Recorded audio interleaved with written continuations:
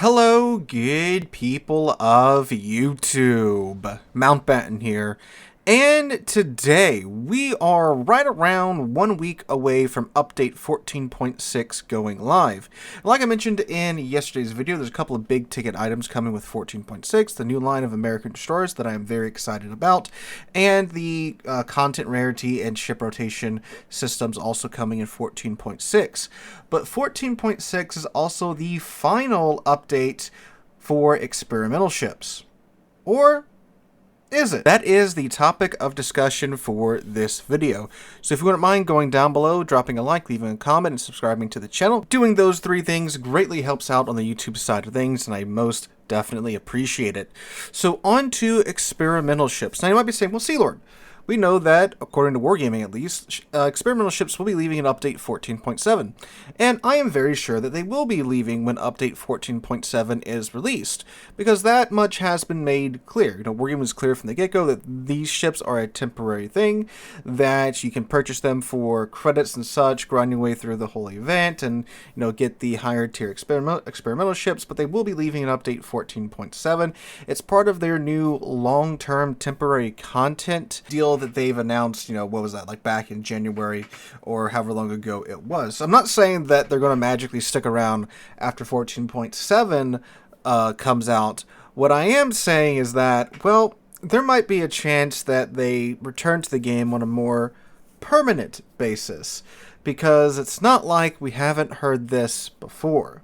It doesn't work in the game. There will be no submarines. No submarines in the game. There will be no submarines. Now, in addition to submarines being they're never coming to the game type of deal, super ships. If you were here long enough ago, you remember when super ships were announced, not as a new type of ship, but rather a temporary event that you could play against these super ships in super ship battles, or what were they, like Goliath battles, grand battles, something like that. They were supposed to be a temporary mode that came out, you can unlock them, take them into grand battles or whatever they were called, and have some fun there. But they were popular, and Wargaming went and added them into, well, the tech trees. And now there's many a nation in game that have super ships at the top of their tech tree. And of course, too, there are plenty of submarines in game now. Although, to Wargaming's credit, they don't exactly release a new super ship or a new line of submarines too often in comparison to how often we get normal tech tree ships, right? So there is that. But anyway, point being is that both of these classes of ships were supposedly never coming to the game, or at least in the case of super ships, were only supposed to be in this one special mode that they weren't going to leave.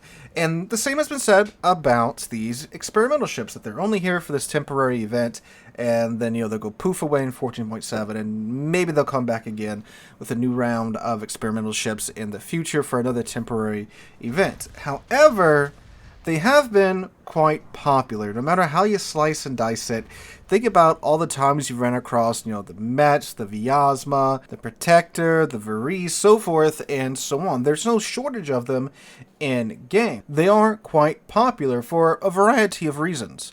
One being, of course, they have their flight or flight mechanic, where they spawn in at lower HP for, well, at least the first wave of them, where they get the increased reload time, the better dispersion, the lower their HP is, and then you have the second round, which are secondary focused, and, well, the more HP you lose, the longer range the secondaries get, better the fire rate, all that jazz, so forth and so on.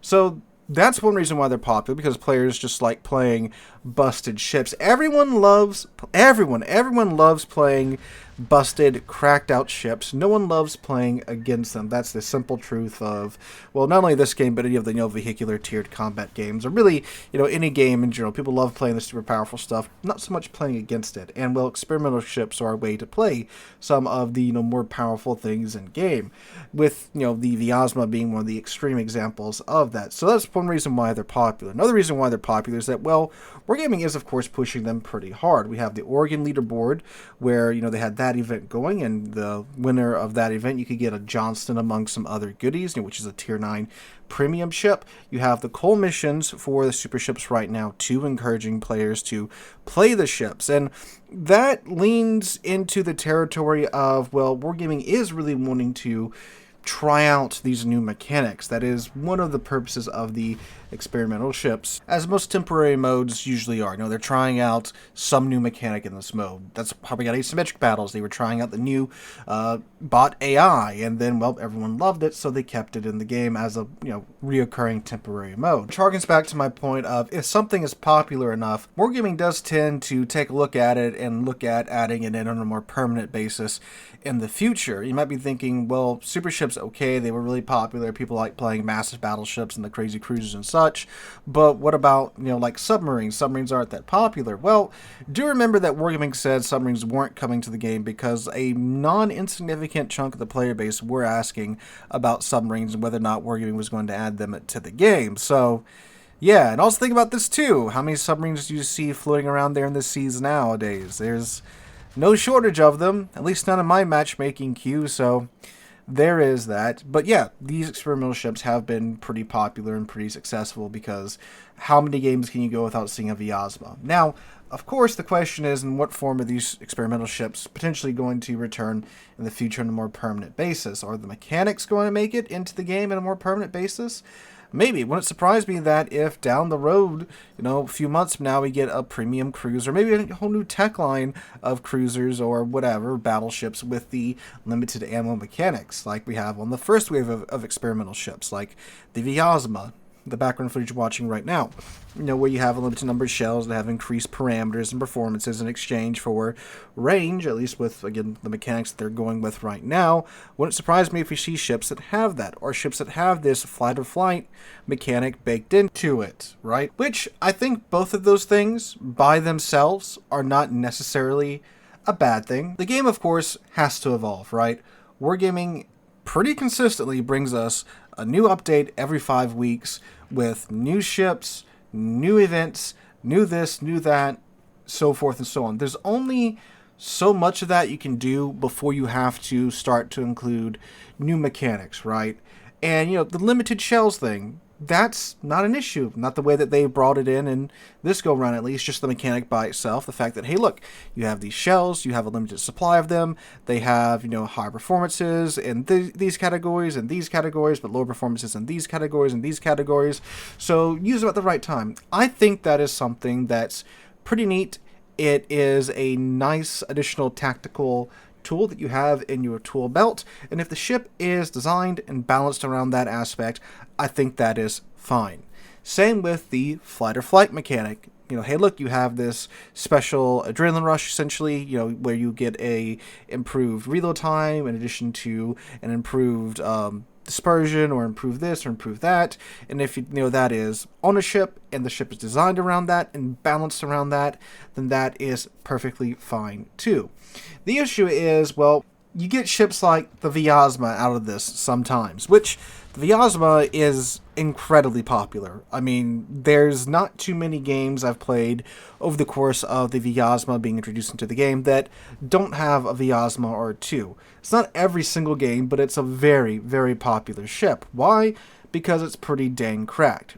Who knew? Putting a Russian battleship in a cruiser slot with the 16-inch guns intact, giving it the fight-or-flight mechanic, and giving it the shells, the limited shells that make the already godly AP even better. Who knew? Doing that and slapping that in a cruiser slot would make a bit of a problem. And sure enough, here it is. So, of course, the question is, well, are we going to continue to get more ships like the Vyazma in the future of these experimental ships? Or perhaps are they going to just turn around and add them to the game on some more permanent basis? Or we're going to get, a new resource, and we're going to get experimental ships, kind of like we get Research Bureau ships, to where now you have to grind out, experimental tokens or whatever they want to call it in order to get these ships in your port on a more permanent basis. Because, there are going to be plenty of players that when 14.7 comes out, they're going to be like, hey, where's my Vyazma? Where's my Mets? Where's my Oregon? Where's my Varese? I paid this, and that for it. Where did it go? So, yeah. And that's going to happen because there's still players that... There's posts on the Discord. I see them pop up on the subreddit sometimes saying, hey, Wargaming really needs to fix the super ship economy because it's really, really bad. Even though Wargaming stated several times that the point of the super ship economy was to, well, be a credit sink in the first place. So yeah.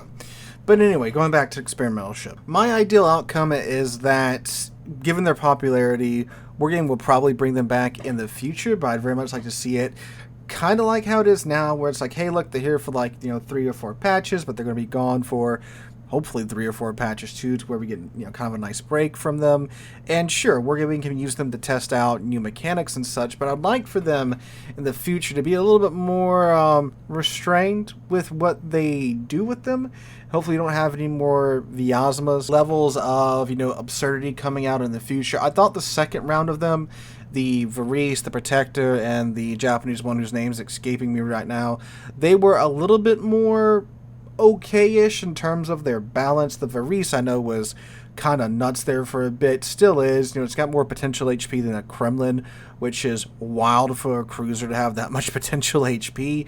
But overall, a lot more subdued than the first round of ships, at least for the Vyazma and the Mets. I thought the Oregon was kind of okay-ish as well, but definitely not the Vyazma. So that's ideally what I'd like to see happen going forward, that if they're going to keep coming back, they'll be in these temporary events where we get a nice break for them in between, because there's only so many times I can get bullied by a Vyazma before I start to lose my mind there. But there's always that concern in the back of my mind saying, hey, they're pretty popular.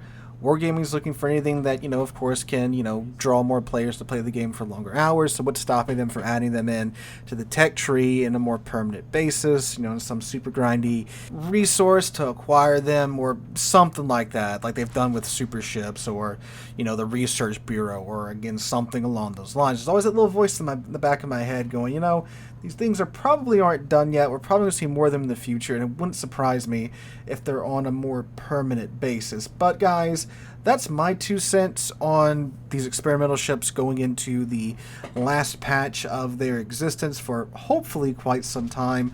But let me know what you guys think about these experimental ships in the comments down below. Do you share my thoughts? Do you think they were okay overall, or do you think they were busted and don't really belong in the game in any way, shape, or form? And do you think they are going to return on a more permanent basis in the future? Share your thoughts with us in the comments down below.